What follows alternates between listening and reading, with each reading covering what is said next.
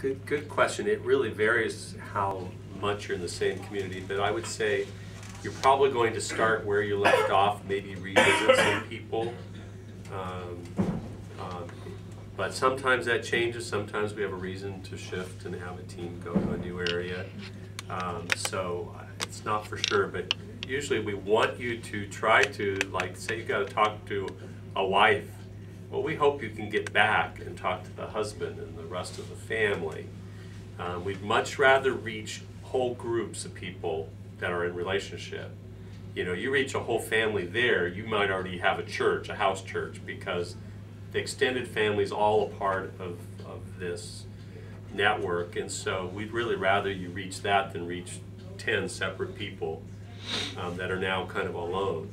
So yes, you know, that's usually what we encourage. So you probably get some sense of the area you're working. The next day you're going back into that similar area. So that's usually the case. There are a few exceptions.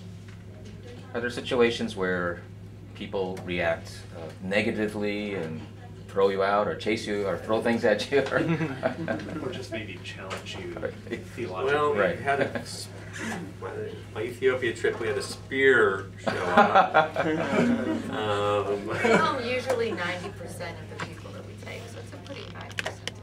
But those 10%, boy, that could, no. You know, I never want to predict because we don't know what God's going to put us into, and I think that's why we have to spiritually prepare.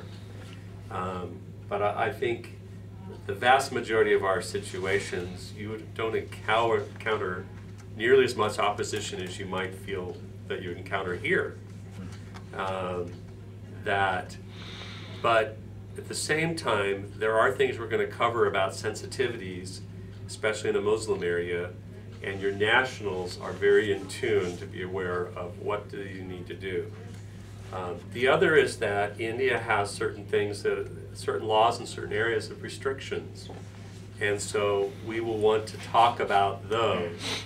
So, you know, there's like a 3-year prison sentence for, they don't really enforce this on Americans typically or foreigners, but you know, your nationals are the people, just like China, as you're aware, you know, it's your nationals, you don't want to get them in trouble in some way. But maligning Hinduism in some of the states, and it is true in Andhra Pradesh where we expect to go, that can be something, if you were to malign Hinduism and viewed as you were really coming down on Hinduism, that could be viewed as something that violated the law.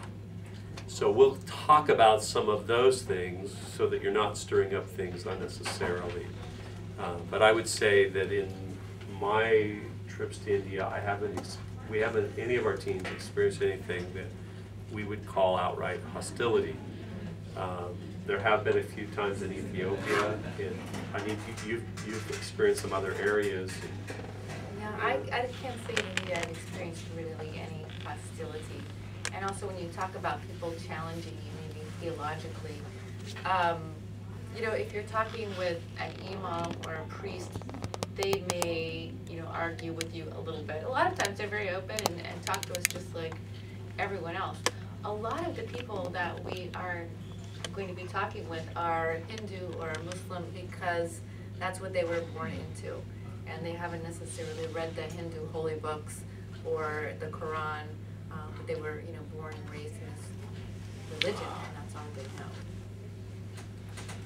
know. The places we're going to, are people primarily, are they educated, or are they working in the fields, or? This area is a little more educated than some of the other places we go in India. In fact, Guntur is known as being a center of education as far as some schools, higher education there.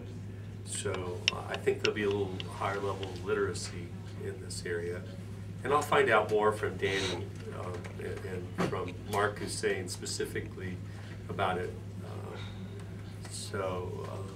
Probably not as illiterate as some of the villages we often go into.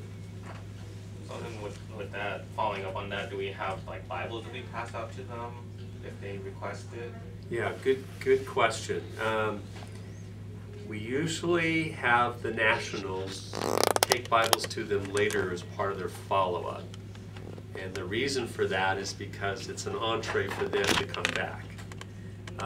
If we just leave it, it looks like Americans are just dropping off Bibles and we don't really know the sincerity.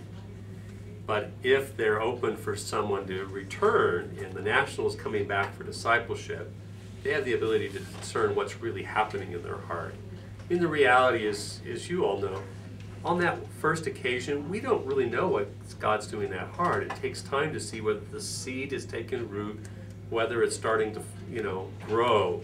And that's what the nationals are doing. They're finding out of these, where is God really at work?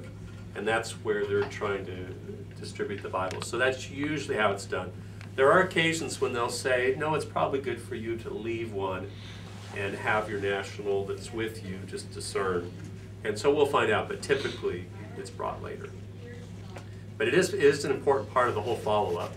And the other aspect that we may do with this, and I need to find out more, is that in some of the areas, if we are working in the slums in an area where the literacy rate's very low, then we may do a lot more Bible storytelling.